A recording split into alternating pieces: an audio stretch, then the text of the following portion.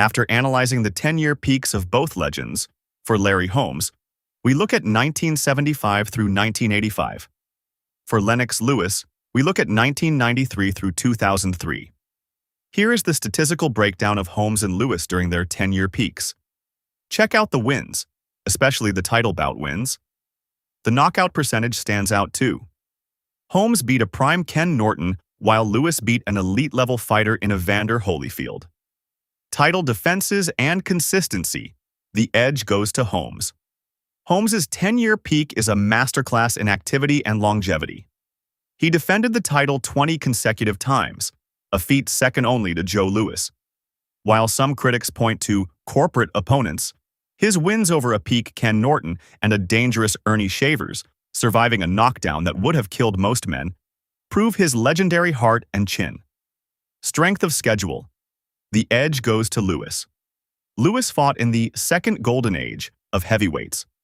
While Holmes fought a declining Ali, Lewis faced a version of Mike Tyson that was still dangerous, a peak Vitaly Klitschko, and a prime Evander Holyfield. Lewis's resume is deeper. He beat every man he ever faced, avenging his only 2 losses in spectacular fashion. Knockout power and physicality. Again, the edge goes to Lewis. Lewis was the super heavyweight prototype. His knockout percentage in his prime was higher, and his big moments, like the one-punch erasure of Andrew Golota or the destruction of Michael Grant, carried more shock and awe than Holmes's methodical, jab-oriented breakdowns. The upset factor. Edge, Holmes. Holmes remained unbeaten for 48 fights. He rarely let an underdog stay in the fight. Lewis, conversely, suffered 2 of the biggest upsets in heavyweight history in McCall and Rackman.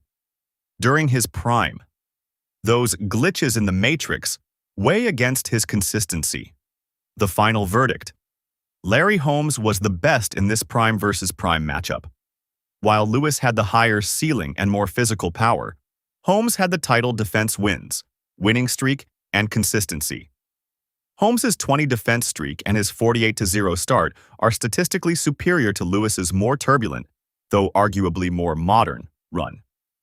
Holmes's jab was the greatest weapon in the history of the division, allowing him to dominate for a full decade without the lapses in focus that saw Lewis hit the canvas.